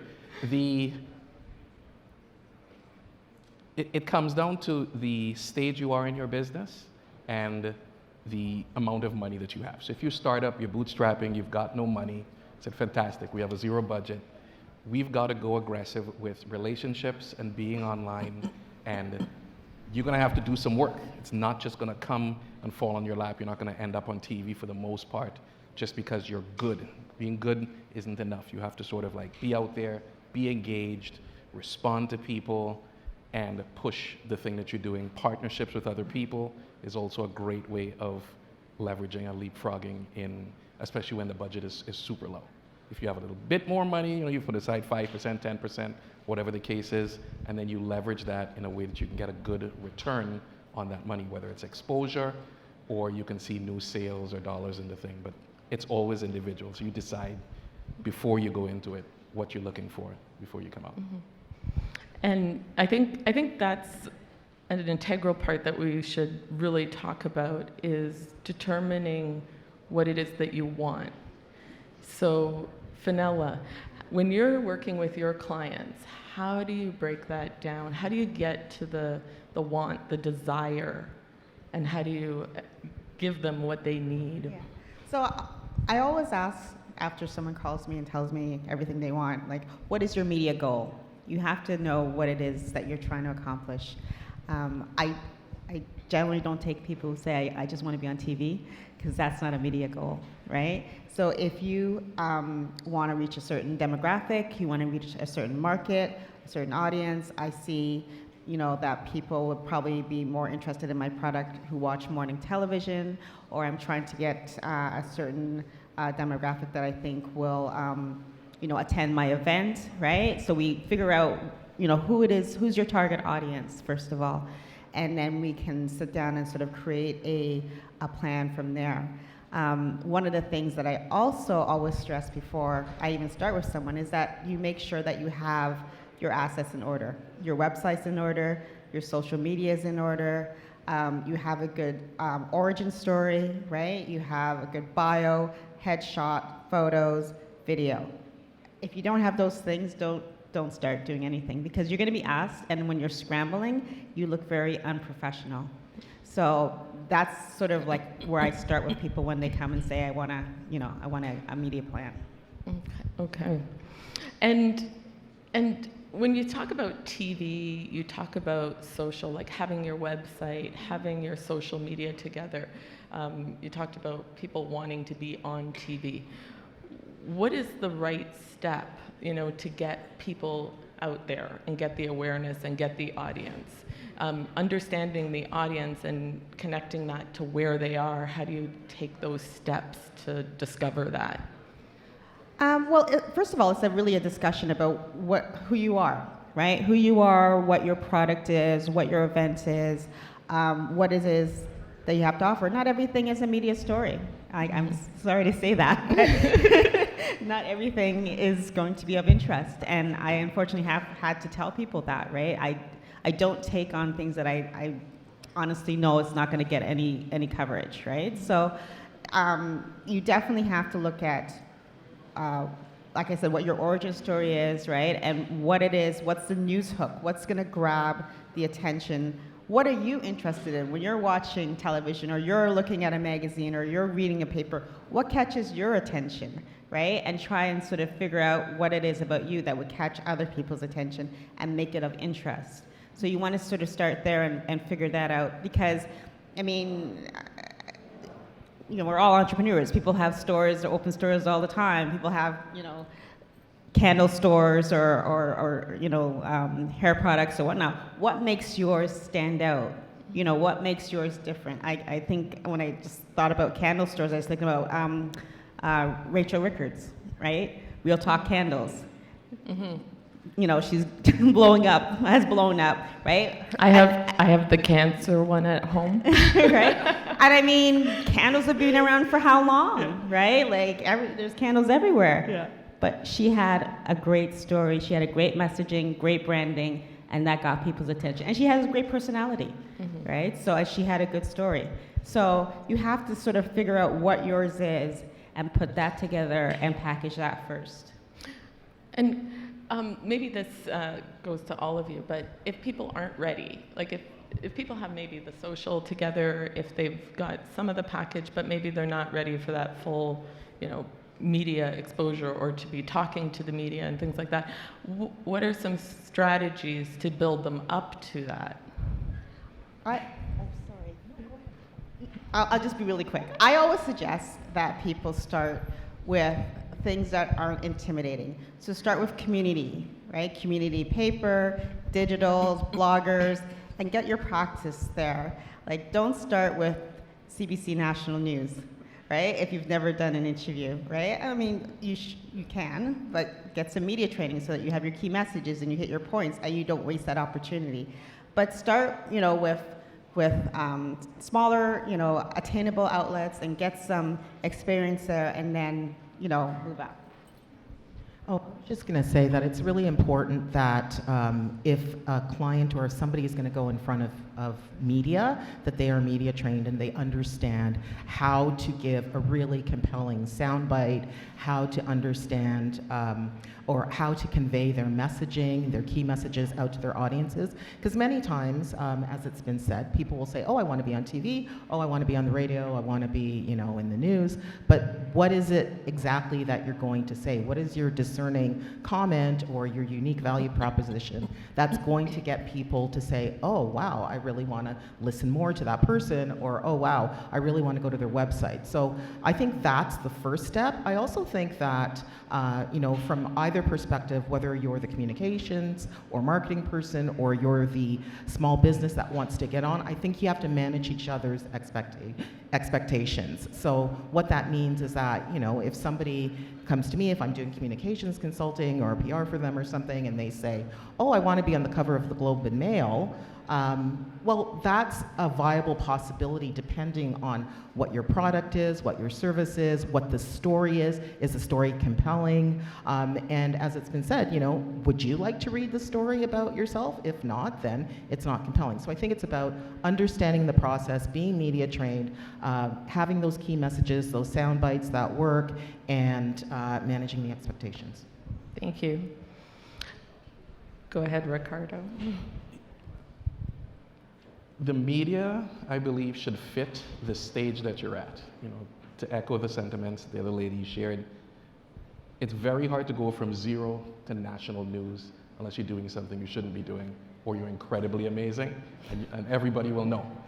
So it's those stages. If you're starting out, you're new, hit the local TV station, hit the local newspaper. There are hundreds of newspapers just in the GTA. You want to get to them and have them do a story. Write a story about yourself and send it into the newspaper. That's something I did in my very first business. Wrote a story on myself, sent it in. They loved it. These young kids, 18 years old, starting a business. They ran it in the Sunday paper, and my business blew up from that. And within 3 months, I had 16 employees, all from local media at the time. It didn't have to be something big, because sometimes when you go big, it can crush what you're doing because the demand is so great. Imagine you scale from selling 10, 20, 50, 100 cupcakes to 45,000. Like, how are you going to do that? Like, we don't have the facilities to make that much. So growing in stages and growing from one to the next is always important. I'd like to talk about social and the digital space as well, and how those two work together. So, Ricardo, can you talk a little bit about SEO and SEM and what that even means and where you should be spending your time in the digital world? If you don't know what those things mean, you should go straight to Fiverr and pay somebody to do them. Do not try to figure it out. It's a whole world unto itself. Search engine optimization, SEO, basically the keywords, the photos, the way you build your website, how it gets found on Google, all these different things play a factor in ranking on the internet. Search engine management of sort of which search engine am I showing up in. It's a rabbit hole. Just pay someone $5 who has some results on Fiverr and have them do it for you and spend your time doing what you're doing. That is my best recommendation for anyone going into that. Often people don't want to, spend the money because they don't see a return right away. How long does it typically take to build a good PR strategy or a marketing strategy where you see the results? Depending on the result that you want. So it's, do you want to be known? Do you want to be recognized? When people are starting out, what I would normally tell them is, we have to get something other than, the cash register ringing as a marker, or am I famous yet, or did I make it to the newspaper, or am I on Oprah? Because you might use a different metric. Like, did a complete stranger say, hey, I recognized you from TV? That's a return on your investment. Of like, you're being recognized, your brand is out there, your product or service or music or whatever it is you're doing is reaching people. So you have to start listening to different things to determine if it's working, rather than, did you buy my whatever it is that you're selling? And those can be just as powerful in the long run in your business. I was going to actually come back to the social media question very quickly, because I went into social media kicking and screaming, and because I just didn't want to do it. And I do agree with Ricardo in that, for me, it's just money well spent. It's better to have someone else do it who probably enjoys it more than me and can do it a lot faster than me, and understands all the different algorithms and how to engage and all those sort of things, than me spending my time doing that.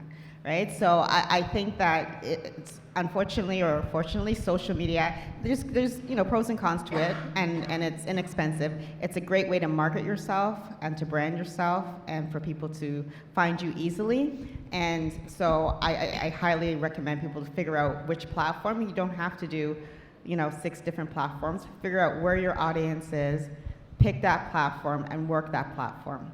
And you will see results. I have personally. I'm on Instagram at FKB Media, and I'm on LinkedIn, and I definitely have gotten a lot of clients based on that, based on the things that I post, and being strategic about the things that I'm posting. One last plug, I have a social media marketing workshop on Tuesday. It's a live stream. Go to my website, fkbmedia.com. It's my social media manager, Danae Redder, and myself, and we'll give you some easy tips on how to make social media work for your business. So check that out Tuesday at 7 p.m. Wonderful, thank you. Could I add one more pro tip that I personally used for years, and it really set us apart in terms of engaging with media? On your website, create a page called PR or media or something like this. It's not published, it's not public, but it's a private page. Your website / PR. And on that page, you're going to put a high-resolution headshot, several of them, not just one, full body, have 3 to 5 good shots that you'd be happy to see published somewhere. You put your biography, you put your logo, high resolution. You put all the assets on that page. If you have songs, put them there so people can download it. If you have artwork, put the high resolution artwork. Put it all on that one page.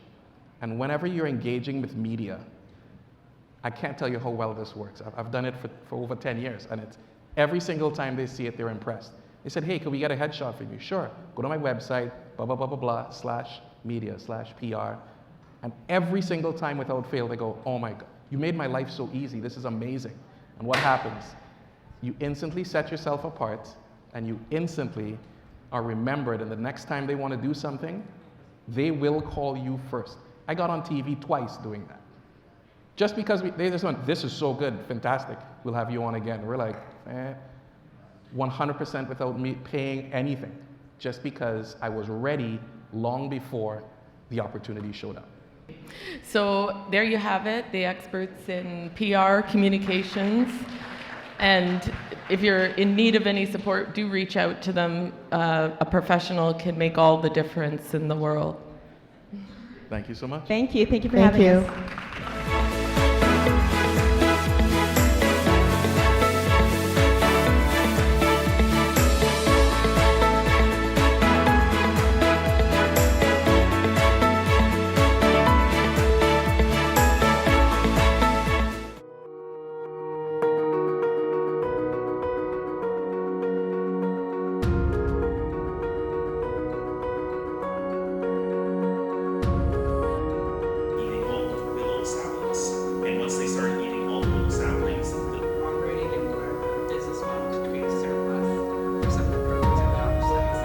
Income generating.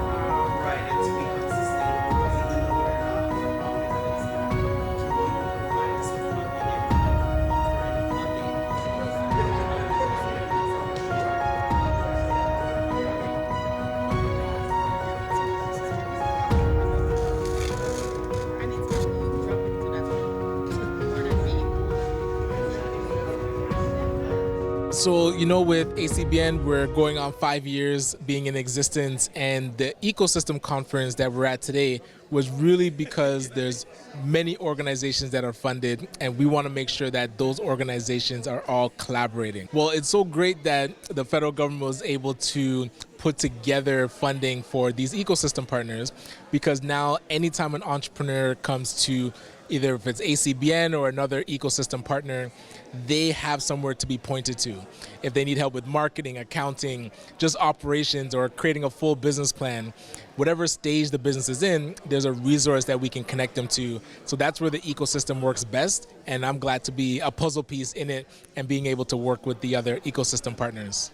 the biggest one that we've seen after doing some of the surveys with our network, and it's great that we're able to get about 4,400 Black entrepreneurs into our network. So when we do surveys, we get a good sense, and we're knowing access to capital is a big one, but also planning and systematizing a business so that it's ready to scale. A lot of times it's a solopreneur or just 1 or 2 employees. We want to be able to get these employees, these entrepreneurs, past 10 employees and build a company that they can actually scale and become an actual small business. Well, the most pressing piece, like we talked about, was access to capital. So we've been able to put together our own microloan program. So entrepreneurs that are looking for funding up to $25,000, we can actually process those loans for them. So we do the intake, we do the assessment, and we do the approvals. And in partnership with our financial institution, Alterna Savings and Credit Union, we're able to do that in-house. So that's where being able to build out these programs is so important, and being able to execute for entrepreneurs and get them the money they need. Good afternoon, my name is Stefan Stewart. I'm an author. It is important that we represent ourselves because we are here for a purpose. Each one of us have a gift and a contribution to this where we are. And if our voices are not heard, the society loses out all that which we bring to it. My name is Robert Small. I'm an artist and creator of the Legacy Poster and the Order of Canada recipient. It's very important to support Black entrepreneurs because we often supply the services, the products that are essential to the Black community. And when you do so, it's circulating dollars within the community, not just sending it to one person. But if we continue to support people within the community itself is empowered because the money is not leaving the community. So $5 would go to myself, then $5 would go to somebody else, the grocery store, then the grocery store manager goes to the bank teller and sell some and buy something, and then it comes back to me, so it keeps it in the community. So it's very important. The encouragement I would give to Black entrepreneurs here in Canada is to keep going, to keep and pursue what your ambitions, regardless of how long the nights are or how long the days are.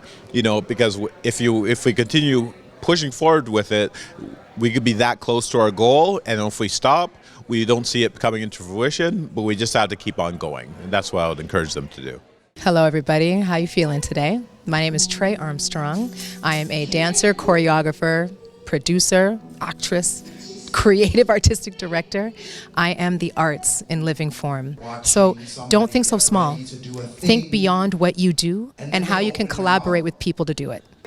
Hi, my name is Krishna Dunkley. I am here as a facilitator, and honestly, this was an amazing experience where I've gotten the opportunity to be in a group of people that are trying to fill the gap within the Black community, the Black entrepreneurial space, and really be able to look at each other and see that we can come together and see that we have a position, a place of power to be able to create community and to join together and help each other get to the places that we want to do, to be able to elevate each other. I think what's really important is making everybody aware that it's okay to ask for help. It's okay to realize that there are people out there that want to see us elevate as much as we tend to think that we need to be by ourselves, especially with the entrepreneurial mindset. We tend to think that we need to go through life figuring it all out, but that's usually what ends up holding us back. So as we come together as a community, it allows us to realize that asking for help, reaching out, especially to those people that have that expertise, is just going to elevate not just us further, but our future children and all the other people that are just surrounding us as well too. So what's very important, I think, is just understanding again that it's okay to ask for help. It's okay to reach out. Hi, my name is Sheridan, and I'm just thankful for the opportunity where I can be a part of this conference today. We had the opportunity to learn so much and get so much insight from so many different people and businesses, from big business to small businesses, the successes, the challenges, and just to see us as a people coming together to learn from each other and to share. It definitely was amazing. For entrepreneurs in the Black community, we too have an opportunity to come together And with all the diversity that exists among us, we too can benefit and have that equilibrium among us as a people. So the benefit is there. There's a lot of networking to be had, and just to support the community. So that's the benefits that I see from this conference. Hello, my name is Khalil Durva. I'm a mindset and wellness coach, the founder of Khalil Durva Enterprise. What I do is I help young people reduce anxiety and stress so they can prevent the feeling of depression through mental wellness workshops. There was a lot that was shared today that I learned about. A few takeaways that I took from the program was that as Black people, we need to be ready. We need to have our things in order. So for example, having a business plan, they say if you fail to plan, you plan to fail. So it's very important that you have that in place in order to get loans from banks. Also, a few things that I learned was that you need to collaborate. Talk to people, connect with people. I think too many times in our communities, we are moving in silos, and we need to start working together and collaborating, sharing ideas and playing off each other's strengths, right? They say if you want to go fast, go alone. But if you want to go far, you got to go with others. And I think also building your credit, learning about taxes, financial literacy is a must. We need to learn about money, how to budget, how to build credit. And I think that's what's going to get us the advantage in order to get the funding we need. Right, the funding is there, but the problem is there's a gap. So what are the skills, what are the things that we need to put in place to make sure that we fill the gap so we can win together as a community? This session has been amazing. I've attended a few conferences before, but this one was amazing because it focused on mind, body, and spirit and education. So I learned a lot from this conference, and leaving very energized and empowered, and it was an amazing experience to be in a room full of fellow Black entrepreneurs. It's very important to support Black entrepreneurs, because when you're supporting a Black entrepreneur, you're supporting the Black community as a whole and as a unit. If we can keep the dollar within the community as long as possible, and that change the narrative that has been in place in the past. And, we're growing families and growing communities is the goal. Hi everyone, my name is Graham. I work for Liftoff, which is a project under the Caribbean Canadian Association of Waterloo Region. And what we do, we provide services to Black entrepreneurs who are just starting out, who want to grow their business, want to scale their business. And what we do, we provide coaching and mentorship for these entrepreneurs just to help them, become successful. And not only that, but to give them a support network for Black individuals, because sometimes it can be hard to have that community, have that kind of advice that's tailored just for you. So we just look to help these entrepreneurs do what they do. And so for this conference, coming into this conference, what I really wanted to do was network, really wanted to talk to other Black entrepreneurs, talk to other business professionals, and just see what the ecosystem has in store. And just being able to network and talk to other partners, it's been really good. Being able to network, see what they do, take some ideas from what they're doing, and also share our perspective and our experience as well. So just being able to do that, and taking the advice from the conference. We've had so many panelists, so many speakers kind of just talk about a lot about their experience and what advice they have. So for me, coming in here, just being able to learn about the ecosystem, and then now how we can continue to network within the ecosystem, how we can help it grow, how we can help it survive, and how we can make it stronger is something that has been really good for us. So what I'm trying to do is just help Liftoff to grow and to really be able to collaborate with other Black entrepreneurs in the system as well.